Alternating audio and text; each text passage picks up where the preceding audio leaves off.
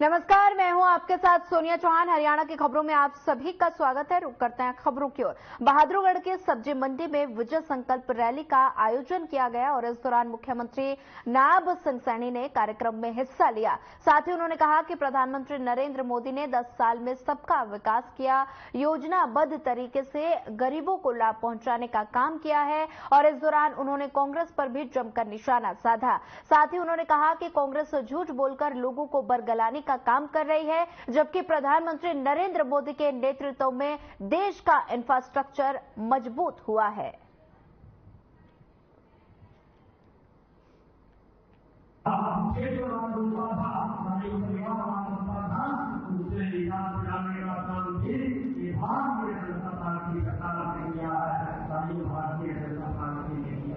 मैं ये कहना चाहता हूं कि आपको मजबूती से भाइयों खड़े होकर एक वोट के लिए एक चुनाव में एक दूसरे को डालिए। भाइयों, ऐसे लोगों को 25 तारीख को राजनीतिक को जवाब देना है।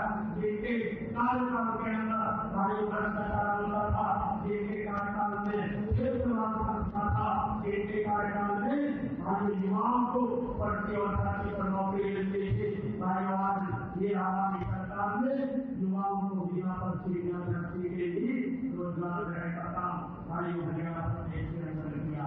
आज बिजली का बेटा भी भाइयों जिसकी कोई सिफारिश नहीं है, उसका बेटा भी आज हरियाणा सरकार के अंदर ऐसी लग जाता है। भाइयों, ये इनकी सरकार में नहीं था, ये कांग्रेस की सरकार में नहीं था। भाइयों, उनकी सरकार के अंदर वोट के लिए उपयोग करते हैं, परंतु जब उनको सुविधाएं देने की बात होती थी वो दूर उनको कर दिया जाता था, उन तक सुविधाएं नहीं पहुंचती।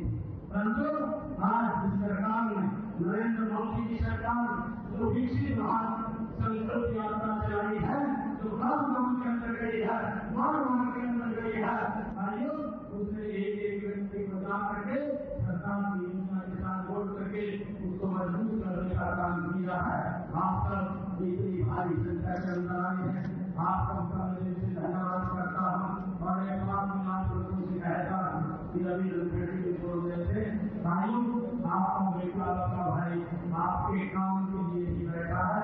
कभी भी भाई जरूरत पड़े सीएम हाउस के 24 घंटे दरवाजे आप लोगों के लिए खुले हैं। भाई आप कभी भी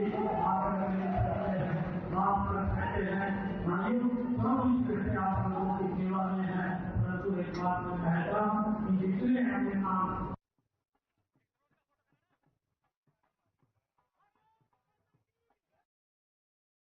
बल्लभगढ़ में कार्यकर्ता सम्मेलन का आयोजन किया गया। इस दौरान लोकसभा प्रत्याशी कृष्णपाल गुर्जर ने कहा कि अगर आपकी पार्टी का बूथ मजबूत होगा तो कार्यकर्ता मजबूत होगा, तो आपको भी कभी नहीं हरा सकता। वहीं आपको बता दें कि इसी के साथ उन्होंने कहा, देश की सबसे बड़ी पार्टी भारतीय जनता पार्टी है।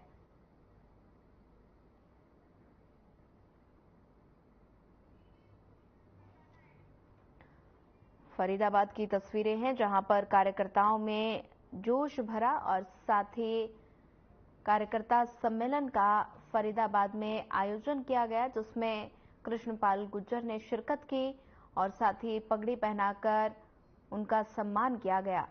साथ ही कार्यकर्ताओं में जोश भरा और साथ ही इस दौरान उन्होंने कहा कि सबसे बड़ी पार्टी भारतीय जनता पार्टी है।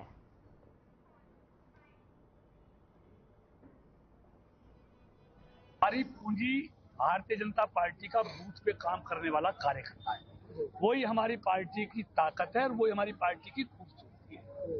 क्योंकि हमारे यहाँ बूथ जीतना तो चुनाव जीतना, सारी ताकत असली ताकत बूथ पे लगती है। तो आज बल्लभगढ़ विधानसभा क्षेत्र के 222 बूथों का से हमारे हजारों की संख्या में कार्यकर्ता आए थे।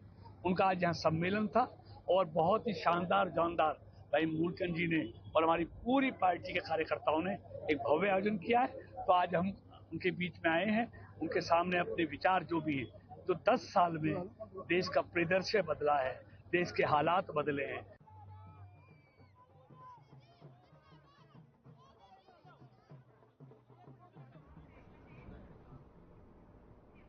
बीजेपी सांसद चौधरी धर्मवीर सिंह ने काले झंडे दिखाने वाले मामले पर बयान दिया। उन्होंने कहा कि झंडे दिखाने वाला युवक राहुल गांधी और दीपेंद्र हुड्डा का करीबी था। हंगामा करने वाले युवकों का सिहमा गांव के लोगों ने विरोध किया और साथ ही उन्होंने कहा कि प्री प्लान करके वीडियो बनाया गया, जिसके लिए शराबी युवकों के साथ कांग्रेस पदाधिकारियों ने काले झंडे दिखाए। बता दें कि भिवानी की तस्वीरें हैं, जहां पर चौधरी धर्मवीर सिंह का बयान सामने आया है और इस दौरान काले झंडे दिखाने पर उन्होंने प्रतिक्रिया दी। उन्होंने कहा कि राहुल दीपेंद्र का करीबी था काले झंडे दिखाने वाला युवक। चौधरी धर्मवीर सिंह का बयान सामने आया है और साथ ही काले झंडे दिखाने पर प्रतिक्रिया दी गई है। वहीं राहुल दीपेंद्र का करीबी था काले झंडे दिखाने वाला युवक। भिवानी की तस्वीरें हैं, जहां पर माम के अंदर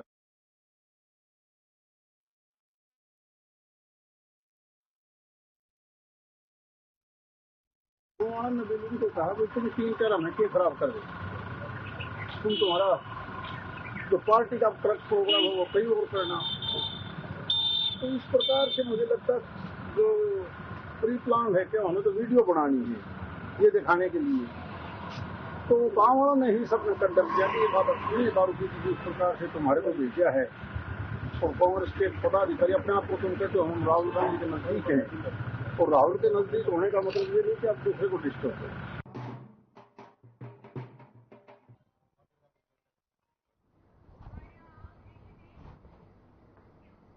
हरियाणा के वित्त मंत्री जेपी दलाल ने कांग्रेस को लेकर बड़ा बयान दिया। उन्होंने कहा कि राहुल को पता है कांग्रेस खत्म हो चुकी है, इसलिए ईवीएम का बहाना लेकर अपनी जिम्मेदारी से बच रहे हैं। साथ ही आगे उन्होंने कहा कि कांग्रेस के पास ना नीति है ना एजेंडा है। वहीं जेजेपी की तरफ से बयान आया कि बीजेपी 400 सीटें तो दूर 200 सीटें भी पार नहीं कर पाएगी। इसी को लेकर जेपी दलाल ने प्रतिक्रिया दी। उन्होंने कहा कि हमें दूसरी पार्टियों का नहीं, जनता का समर्थन चाहिए, वो मिल रहा है।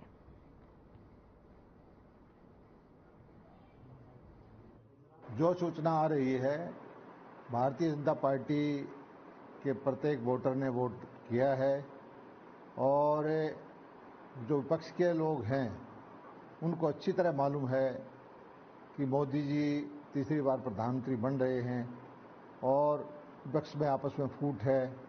उनका कोई ध्येय नहीं है, जनता के लिए कोई योजनाएं नहीं है, इसलिए उन वोटर में उदासीनता की वजह से मतदान कम हुआ है। लेकिन भारतीय जनता पार्टी के वोटर ने खूब वोट डाला है और अच्छे परिणाम आएंगे।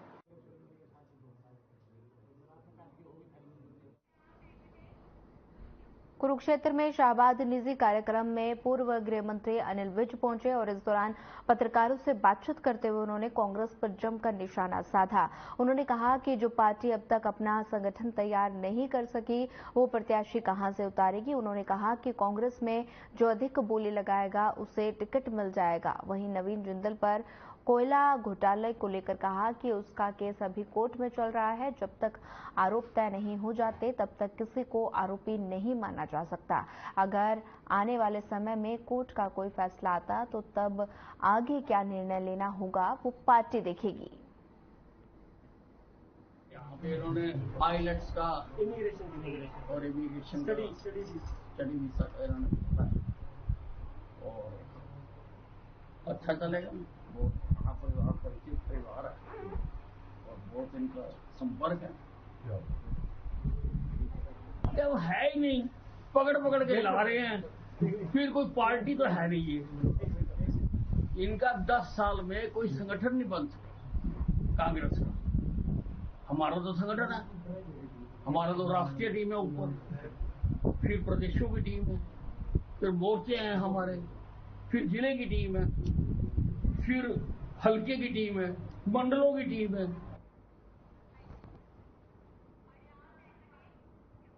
चरखी दादरी शहर में विभिन्न संगठनों ने पूर्व मंत्री सतपाल सांगवान को बीजेपी में शामिल होने पर सवाल करते हुए बधाई दी। और इस मौके पर सतपाल सांगवान ने कहा कि क्षेत्र की जनता और कार्यकर्ताओं के साथ विचार विमर्श करने के बाद उन्होंने बीजेपी में शामिल होने का फैसला लिया। और इसी के साथ उन्होंने कहा कि मंत्री रहते हुए क्षेत्र में बहुत विकास कार्य करवाए, जिसकी बदौलत क्षेत्र की जनता उन्हें प्यार देती है और क्षेत्र की जनता के हित को ध्यान में रखते हुए बीजेपी को ज्वाइन किया।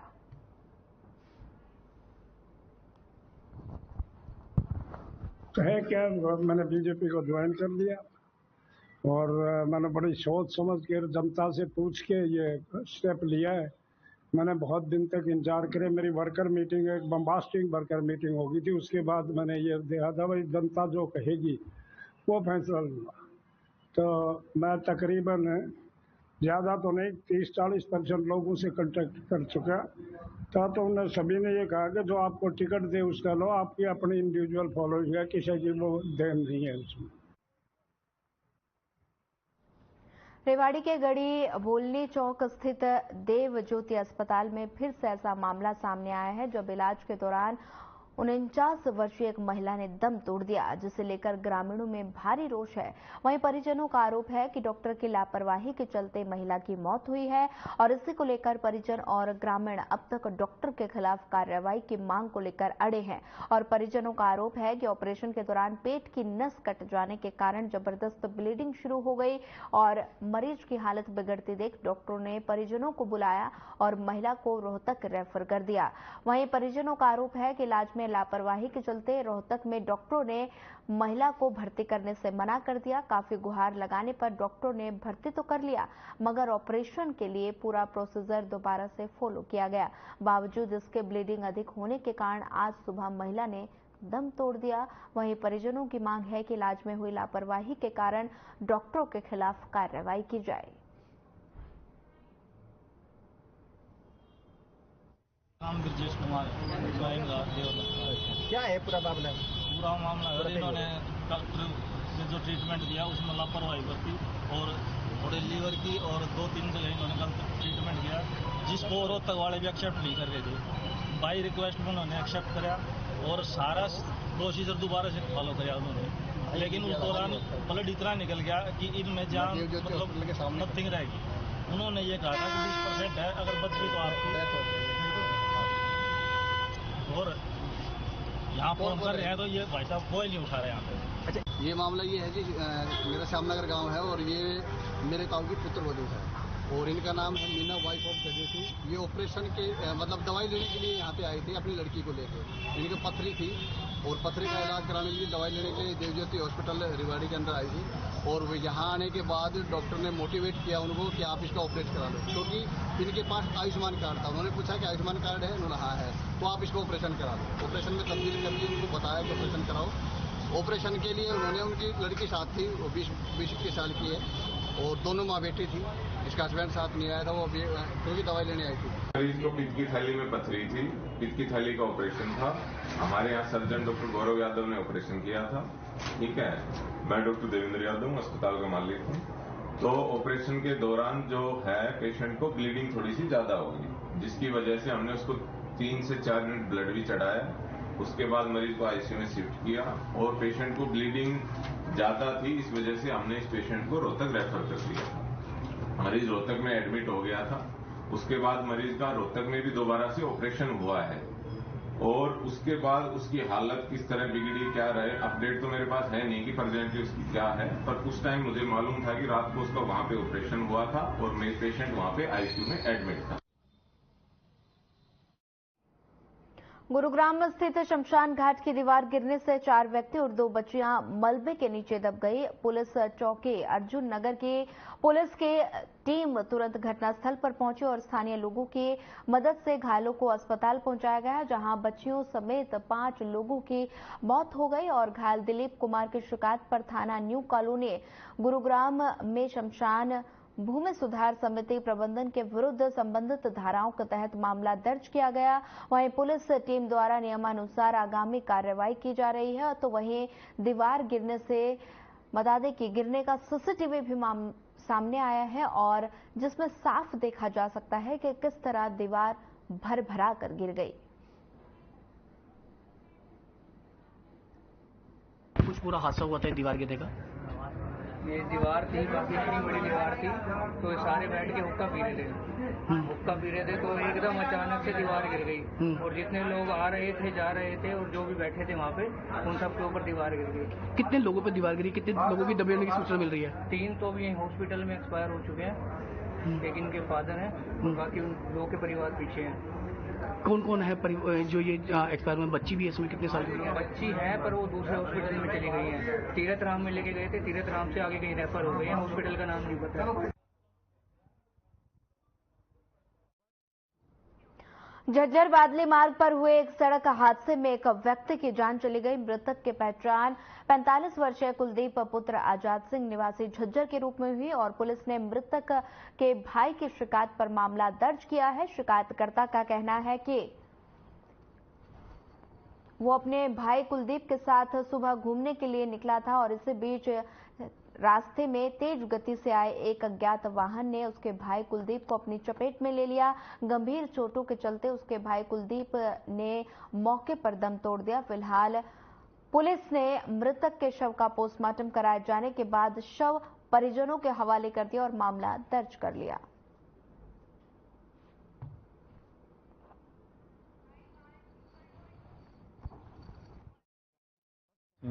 ब्रोडेड जीएच झज्जर आया हुआ है, जो आरएसए में था, उसकी मौत हो चुकी है। कैसे आया हादसा? ये घूमने के लिए गया हुआ था अपने भाई असबीर के साथ, तो पीछे से गाड़ी वाले ने आके एक्सीडेंट कर दिया। और कौन से रोड पे? बादली रोड पे। क्या कुछ काम करता था ये मृतक? ये प्राइवेट नौकरी करता है गुड़गांव में। इसके बयान पे कार्रवाई? इसके भाई के बयान में पर्चा दे दिया है, मुकदमा दर्ज हो चुका है। कोई गिरफ्तारी वगैरह भी? गिरफ्तारी अभी भागा बैठ रहा है और शीघ्र कार्रवाई अमल में लाई जाएगी।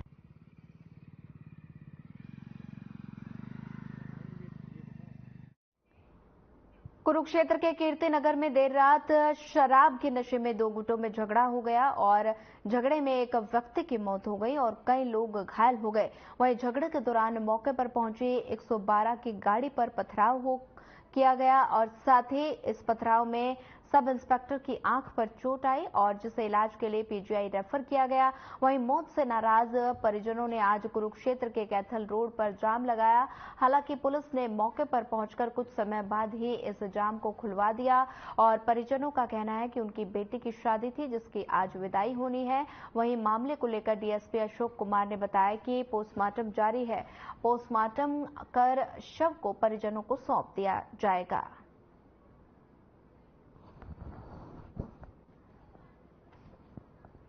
मेरे भाई छोटे को जी लड़के, एक सन्नी था जी, नवनीत था और शारदा थी और बाकी 10-12 लड़के और थे जी।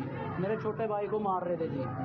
मेरा डैडी वहाँ पे गए, मैं डैडी के पीछे गया और मेरी मौसी का लड़का आया और उसके पीछे 2 लड़के और थे जी। हम 5-6 जने गए जी और कम से कम 10-15 लड़के थे जी। पहले मेरे भाई को आंख पे मारा जी, उसकी आंख सुजा रखी है। मासी के लड़के की तलवारें मार रखी जी। एक लड़के का हाथ काट रखा तलवारों से और एक की बाजू पे कट मार रखा जी। तो कीर्तिनगर में कोई 2 पक्षों का झगड़ा हुआ था, उसी को लेके एफआईआर दर्ज कर दी थी। एक आदमी की डेथ हो गई थी, पर्टिकुलर सेक्शंस में एफआईआर दर्ज हो चुकी है, पोस्टमार्टम चल रहा था।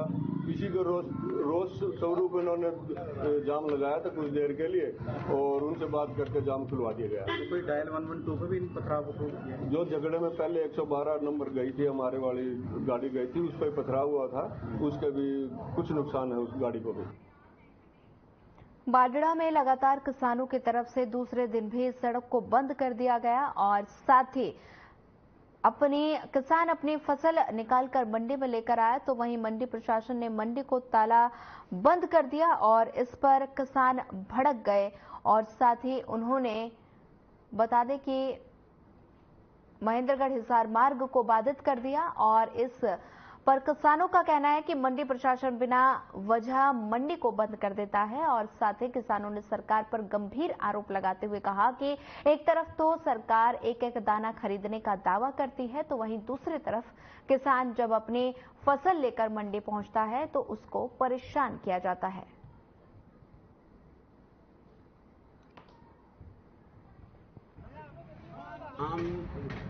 कोई चाव से नहीं लगा रहा, जितने ये ट्रैक्टर खड़े हैं 15 के आसपास, कुछ ट्रैक्टर ऐसे हैं जिनके खुद मालिक हैं किसान, कुछ ट्रैक्टर ऐसे हैं जो किराए पर भी लाए हैं। दोनों तरह से किसान काम देता है, खुद का भी होता है, किराए पर देता है। ये सुबह से यहाँ पर खड़े हैं बस अड्डे पे, जहाँ गेहूँ खाली किए जा रहे हैं। साधन चाहे वो गाड़ी में आए, चाहे वो ट्रैक्टर में आए, चाहे वो कैंटर में आए, वो सब खाली हो रहे हैं। कि जगह है ये खाली करवाए जा सकते हैं। हम ये नहीं कह रहे किसान ये यहाँ के अभी लो और हमारे को MSP पर हमारी खरीद करो।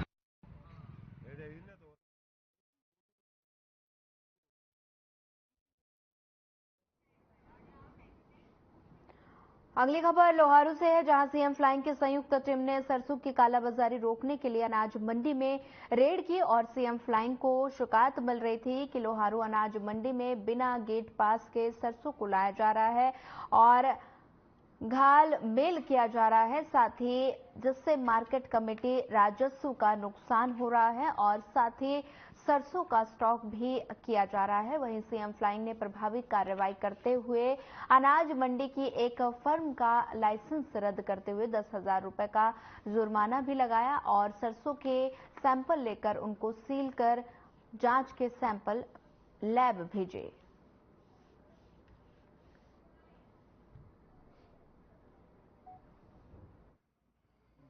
आज मुख्यमंत्री उड़न दस्ता तथा मार्केट कमेटी और अपने एफेड के मैनेजर सतीश जी की संयुक्त टीम द्वारा कोई सूचना मिलने पर अपने खेत में कोई सरसों के सैंपल लिए गए हैं तथा मंडी में भी एक फर्म देवकर्ण दास रामविलास उसका सैंपल लिया गया है। एफेड को सैंपल जाएंगे और कुछ डेयरियों की साफ सफाई नहीं थी, उस बारे मार्केट कमेटी ने उनका 7 दिन का लाइसेंस निलंबित कर दिया गया है तथा 10,000 रुपये जुर्माना मौके पर ही लगा दिया गया है।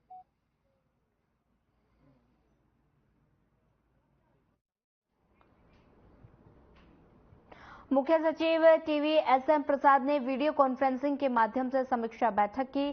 साथ ही उन्होंने प्रशासनिक सचिवों और सभी जिलों के उपायुक्तों और रबी फसल की खरीद से संबंधित अधिकारियों को निर्देश दिए कि ओलावृष्टि से खराब हुई फसलों का जल्द से जल्द सर्वे किया जाए ताकि किसानों को उसका भुगतान जल्द मिले। और वहीं साथ ही प्रदेश की मंडियों में गेहूं और सरसों की आवक तेजी से बढ़ रही है। किसानों और आड़तियों से तालमेल करके मंडियों में फसल की खरीद बंद रखें। ट्रकों और अन्य वाहनों के माध्यम से 24 घंटे में 50% गेहूं के साथ सरसों की फसल को मंडियों से उठान करवाकर गोदामों में रखवाएं।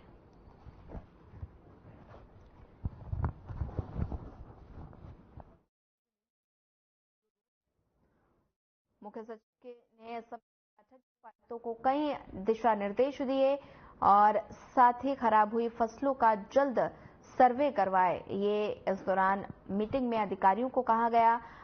चंडीगढ़ की तस्वीरें हैं जहां पर मुख्य सचिव ने एक समीक्षा बैठक की, साथ ही उपायुक्तों को कई निर्देश दिए और साथ ही खराब हुई फसलों का जल्द सर्वे कराएं, ये भी सभी अधिकारियों को निर्देश दिए गए। चंडीगढ़ की तस्वीरें हैं जहां पर बैठक का आयोजन किया गया। खबर फरीदाबाद से, जहां बता दें कि मुजेसर इलाके में LPG गैस सिलेंडर से गैस कटिंग करते 2 गैस एजेंसी के कर्मचारियों को पुलिस ने रंगे हाथों गिरफ्तार किया, जिस दौरान पुलिस ने मौके से 37 LPG गैस सिलेंडर जब्त किए और साथ ही पुलिस ने गैस सप्लाई करने वाले ऑटो को भी जब्त कर लिया। फिलहाल पुलिस ने मामले की पूरी जांच पुलिस मामले में जुट गई है।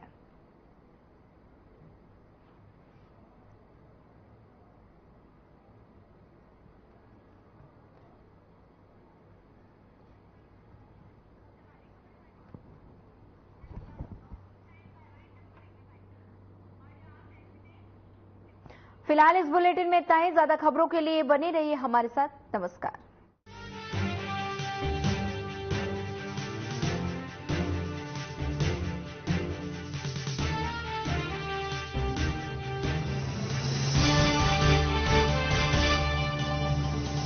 अधिकांश